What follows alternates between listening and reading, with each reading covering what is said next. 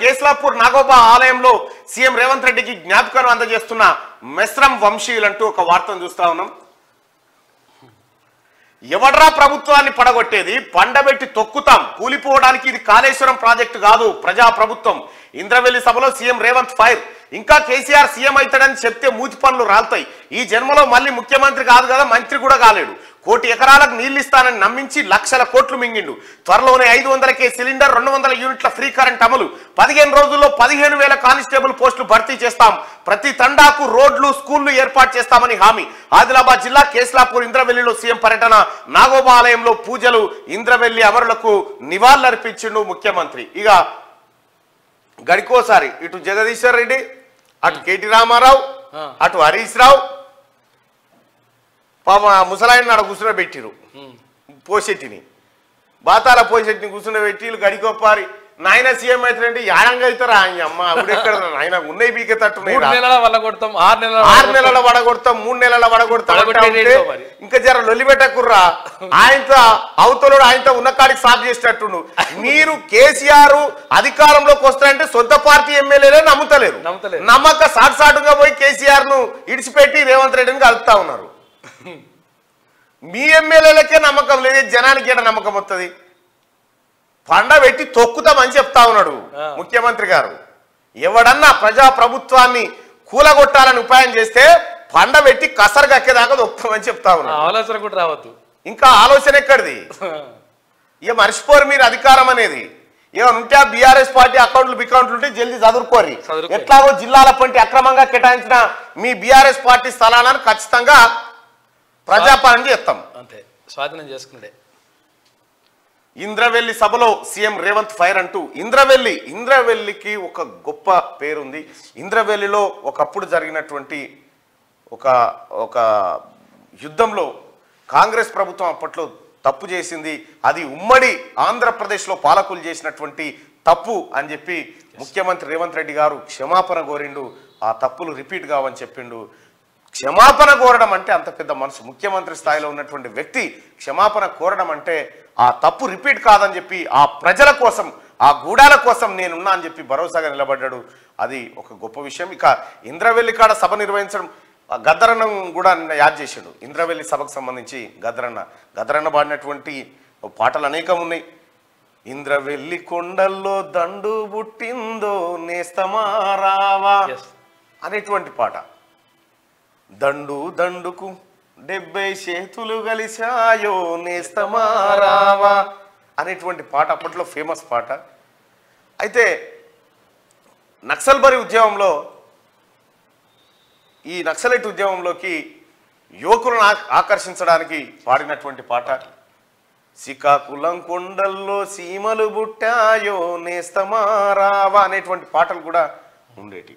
So అక్కడ ఆ గడ్డ మీద నుంచే కేసీఆర్ కు గద్దరు ఉసురు తగిలిందని చెప్పి రేవంత్ రెడ్డి గర్జించినటువంటి మాటను చూస్తా ఉన్నాం. ప్రగతి భవన్ పేరుతో కేసీఆర్ గడి నిర్మించుకున్నాడు. గద్దర్ను 3 గంటలు ఎర్ర టెండలో నిలబెట్టిండు. ఆ పాపం ఊరికే పోదు. గద్దరన్న ఉసురు తలిగింది కాబట్టే అసెంబ్లీ ఎన్నికల్లో బీఆర్ఎస్ బొక్కలు విరిగినాయి. కేసీఆర్ అక్రమంగా సంపాదించిన సొమ్ముతో నిత్యానంద స్వామిలాగా ఏ దీవినో కొనుక్కొని రాజుగానో లేదంటే ఫామ్ హౌస్ కు సీఎం గానో ప్రకటించుకోవాల్సిందే. అంతేగాని ఈ జన్మలో మళ్ళీ తెలంగాణ ముఖ్యమంత్రి కాదు కదా, మంత్రి కూడా కాలేడు. దళిత, గిరిజన, మైనార్టీలను, మహిళలను నిలువు దోపిడీ చేసిన పాపాల భైరవుడు కేసీఆర్ మళ్ళీ పదవి కావాలడానికి ఆయనకు సిగ్గు లేదా అని చెప్పి సీఎం రేవంత్ రెడ్డి అంటున్నాడు. లేదు, ఆయనకు లేదు సిగ్గు. ఆయనకు సిగ్గు ఎక్కడిది?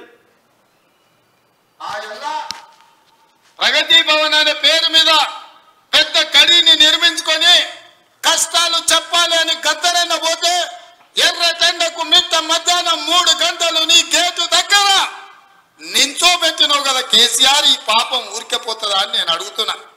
అందుకే కదా పార్టీని మొన్న జరిగిన ఎన్నికలలో బొక్కలు ఇరగొట్టి బోర్ల బొక్కలేసి గుణపాఠం చెప్పిండ్రు.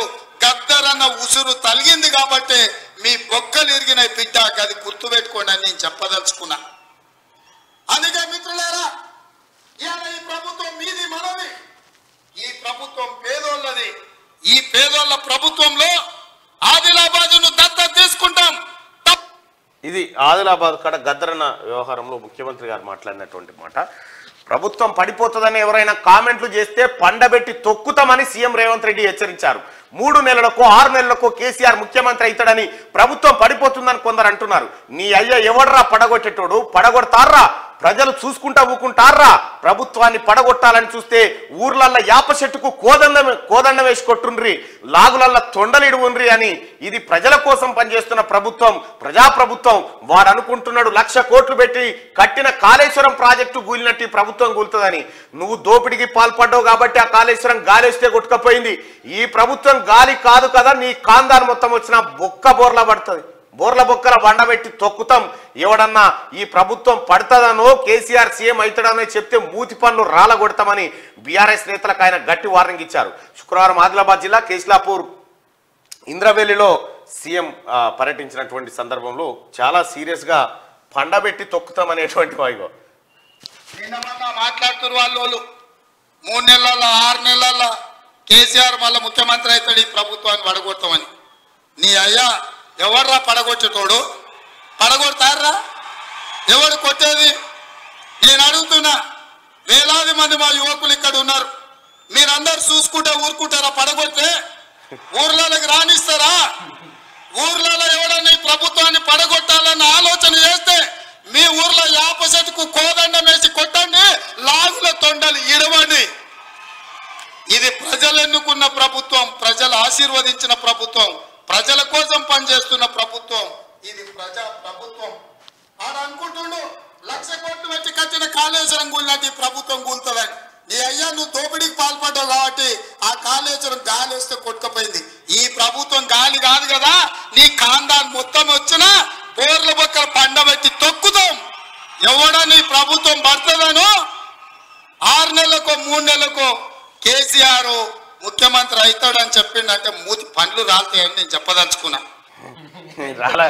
పక్క రాలగొడతారు జనం. అయితే క్లారిటీ మంచి ఇంతకు మించిన క్లారిటీ ఉండదేమో. అన్ని ఈ 4-5 రోజులకు సరిపడా సమాధానాలు ఇచ్చినాయి అనుకుంటున్నాను.